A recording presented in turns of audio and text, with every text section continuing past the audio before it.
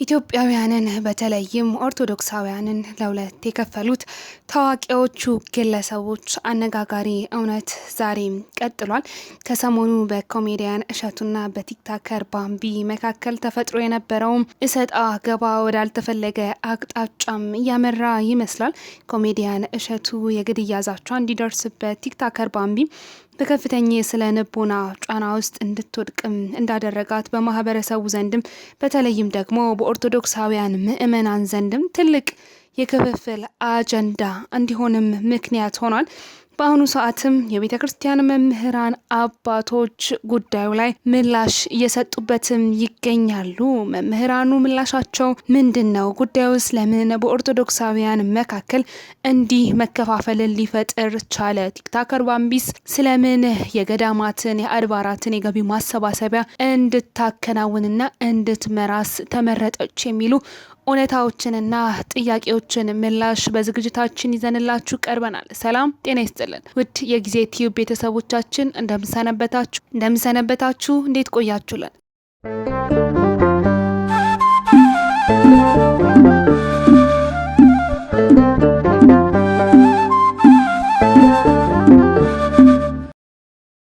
እንግዲህ በዚህ ርህራሄ በጎደለው የማህበራዊ ሚዲያ አደባባይ ላይ የመረጃ መለዋወጫ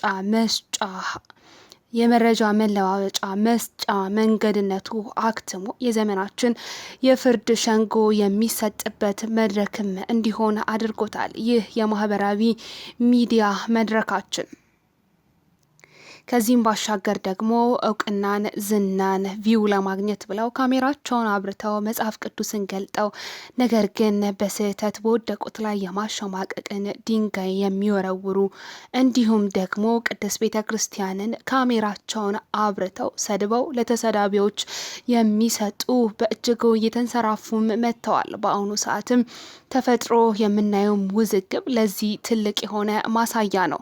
በቲክቶከር ባምቢ ወይንም ሀና ግደይና በኮሜዲያን እሸቱ መለሰ መካከልም የተፈጠረውም ክስተት ይህንን ጉዳይ በጉላ ያሳየናል። ኦርቶዶክሳውያንም በዚህ ጉዳይ ላይ ክፍፍልን እንዲፈጥሩ እንዲሁም ደግሞ የመለያያ ምንጭም እንዲሆን አድርጎታል። ይህ ጉዳይ ታዲያ ይሄ አንድ ሁለት የተባለ ከየአቅጣጫው የተሰነዘረ የነበረውም ትችት ዛሬ ላይ አድጎና ከፍ ብሎ ኮሜዲያን እሸቱን የግድያ ዛቻ እንዲደርስበት እንዲሁም ደግሞ ቲክቶከር ባምቢ ወደ አሳሳቢ የስነ ልቦና ቀውስ ውስጥም እንድትገባም ምክንያት ሆኗታል። ባምቢ በቅርቡ በስቶሪዋ ላይ ያጋራችውም ጽሁፍ እጅግ አሳሳቢና ትኩረትን የሚሻም እንደሆነ በርካቶች እየገለጹ ይገኛሉ። በጽሁፏ ላይም ባለጌው ደስ ይበለው ብዬ ነው፣ እኔም በጊዜ ከጌታዬ ጋር መኖር ይሻለኛል፣ ዛ እንደውም እህቴም ወንድሜም ይጠብቁኛል፣ እኔም ናፍቀውኛል፣ ከቦኒ ጋር ሆነን እንጸልይላችኋለን፣ ዘና ብላችሁ ኑሩ ይስፋችሁ በማለትም ተስፋ የመቁረጥና ህይወቷን የማጥፋት ሀሳብ እንዳለባትም የሚያመለክት ከባድ መልእክትም አስተላልፋለች። በተጨማሪም ባጋራችው ቪዲዮ ላይ በከፍተኛ ብስጭትና ቁጣ ውስጥ ሆና ለተቺዎቿ እያለቀሰችም የተስፋ መቁረጥ ምላሽንም ሰጥታለች። ታዲያ ይህ የቲክቶከር ባምቢ አካሄዷም የሚያሳየው ከውስጥ እያሳለፈች ያለችው የጭንቀት ጫናና መረበሽ ምን ያህል ከባድ መሆኑን፣ ይህ ጉዳይም ከፍተኛ የሆነ የስነ ልቦና ጫና እንደፈጠረባት መሆኑንም በርካቶች እየገለጹ ይገኛሉ። ስለዚህ ጉዳይ መፍትሄ ሊሰጠው ሊቋጭም ይገባል የሚል ሀሳብና አስተያየታቸውንም ሰንዝረዋል። ታዲያ ይህ ጉዳይ በዚህ መቀጠሉ ያሳሰባቸው የቅድስት ቤተ ክርስቲያናችን መምህራን በአሁኑ ሰዓት ለጉዳዩ የተለያዩ የመፍትሄ ሀሳቦችንም እያሰፈሩ ይገኛሉ። እንግዲህ አንድ የቅድስት ቤተ ክርስቲያናችን መምህራንም ሁሉም ኦርቶዶክሳዊ ራሱን ሊጠይቅ የሚገባ ሀሳብና ጥያቄን በማንሳት ጭምር ድንቅ የሆነ ምላሽም ለነዚህ ሁለት ታዋቂ ግለሰቦችም ሰጥተዋል። በተለይም ደግሞ ክፍፍልን ፈጥረው የራሳቸውን ሀሳብና አስተያየት ለሚያራምዱ አካላትም ይህ ጽሁፍ ምላሽ የሆናቸው ዘንዳም የቅድስት ቤተክርስቲያናችን መምህር በዚህ ውዝግብን በፈጠረው ጉዳይ ላይ ምላሻቸውን አስፍረዋል። ታዲያ በምላሻቸውም እንደገለጹትም ከሆነ ከህይወቷ በፊት ገንዘቧ ለምን ተፈለገ? ይቺ እንስት ከህይወቷ በፊት ገንዘቧ ለምን ተፈለገ? መሰረታዊው ጥፋት የተፈጸመው በልጅቷና በእሸቱ መካከል አይደለም። ምክንያቱም ደግሞ በእሸቱ መካከል አይደለም። ነገር ግን ይቺ ልጅ ገቢ ለማሰባሰብ የፈለጓት እውነት የገዳማት መነኮሳት ናቸው ወይ? ሁሉም ኦርቶዶክሳዊ ይህንን ጉዳይ በትኩረት ሊያጤነው ይገባል። አላማውስ ምንድን ነው? ገዳሙንስ ለማስነቀፍ የፈለጉ ስውር ኃይሎችስ እጅ የለበትም ወይ? ሁሉም ኦርቶዶክሳዊ ቆም ብሎ ትችትን ከመሰንዘር ከመፍረዱ በፊት እነዚህ ግለሰቦች ላይ ኮሜዲያን እሸቱ መለሰን እንዲሁም ቲክታከር ባምቢን ከመገሰጻቸው ሀሳብ አስተያየታቸውን ከማስፈራቸው በፊት ይህንን ጥያቄ ሊመልሱ ይገባል በማለትም ሰፋ ያለ ማብራሪያም በጉዳይ ላይም አስፍረዋል። ከዚህም ባለፈ ደግሞ ቅድስት ቤተ ክርስቲያናችን እናት ናት። እናት ቆሻሻ ላይ የወደቀ ልጇ እንኳን ሲያለቅስ ብታገኘው ተጸይፋው አታልፍም። እስከ ቆሻሻው ተቀብላ ታጥበዋለች እንጂ። ነገር ግን ደግሞ ወዲያውኑ አብላኝ አጠጣኝ አትለውም። የሚቀድምባት ህይወቱ ስለሆነ ስለ እህታችን የተጻፉ ሀሳቦችም የሚያሳዩት ልጅቷ የምትረዳበት እንጂ እርጂን የምትባልበት ጊዜ አልነበረም። ኃጢአተኛ ስለሆነች የተፈረደባትም አይደለም። ማንም ሰው ደግሞ ይህንን ነውርንም እንደ ጽድቅ እስከ ማስተማር ደርሳ ከነበረች እርሷን ማስተማርና ማገዝ እንጂ በእርሷ ላይ ኃላፊነት መጫን ፈጽሞ ስህተት ነበር። ኃላፊነትን መጫን ይህንን አይነቱን ጥያቄ መጠየቅም ፈጽሞ ስህተት ነበር።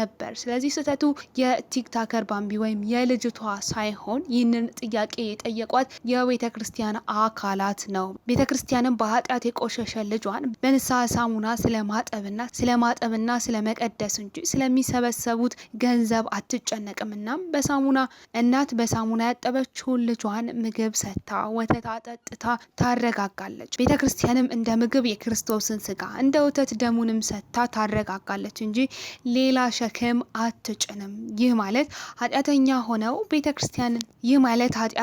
ሆነን ቤተ ክርስቲያንን አንረዳም ማለት አይደለም። ወይም ቤተ ክርስቲያን የጻድቃን ብቻ ናት ማለትም አይደለም። ነገር ግን በአደባባይ የምናስተላልፈው ነገር ሁሉ በተግባርም በቃልም ከአስተምሯ የሚቃረን ከነበረ የመማሪያ ጊዜ የንስሐ ሰዓት ትሰጠናለች። ንስሐ ብንገባም የማገገሚያ ጊዜ ያስፈልገናል። የራስን መስጠትና ውክልና ወስዶ ማስተባበር ፈጽሞ ለየቅል ናቸውና በተገለጠ ነውርና ነቀፋ እያለን የመምራት ኃላፊነት አትጭንብንም። ይህንንም ጉዳይ ሁሉም ኦርቶዶክሳዊ ልብ ሊለውም ይገባል። ምክንያቱም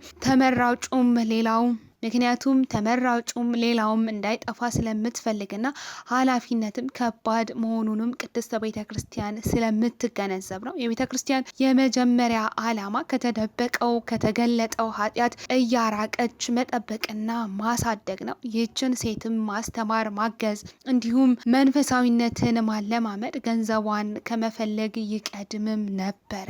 አንዲትን ሴት ለገንዘብ ብቻ መፈለግ እንኳን የገዳም የህዝባዊ ደብር መገለጫ አይደለም። በገዳሙ ስምም የሚንቀሳቀሱትን እውነተኛ የገዳም አባቶች ናቸው የሚለውም ጥያቄ ሁሉም ራሱን ሊጠይቅ ይገባል በማለትም አንድ ድንቅ መምህር ድንቅ የሆነ ምላሻቸውንም አስፍረዋል። ቤተ ክርስቲያንም ኃጢአትን አትጸየፍም፣ ነገር ግን ደግሞ የራሱ ሸክም በከበደው ሰው ላይ ሌላ ሸክምን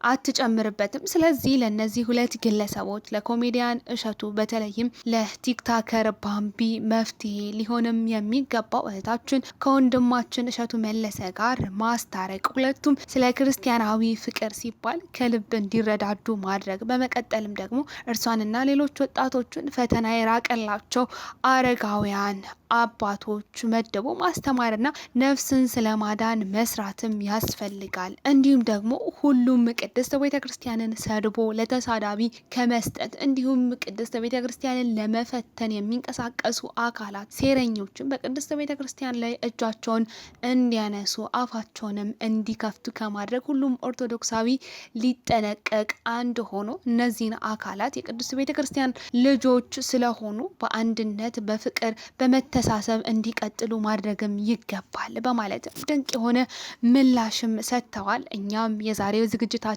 ማብቂያም የኚህን የታላቅ ቅዱስ ቤተክርስቲያናችን መምህርንም ሀሳብ አድርገናል። ቅዱስ እግዚአብሔርም የቤተክርስቲያንን ክብር ይጠብቅልን፣ ሁላችንም በማስተዋል እንድንራመድ ያድርገን እንላለን። ውድ የጊዜ ቲዩብ ቤተሰቦቻችን ለዛሬ ያዝነላችሁ ዝግጅታችን ይህንን ይመስል ነበር። በሌላ ዝግጅት እስክንገናኝ ድረስ ሰናይ ጊዜ ለእናንተ ተመኘን።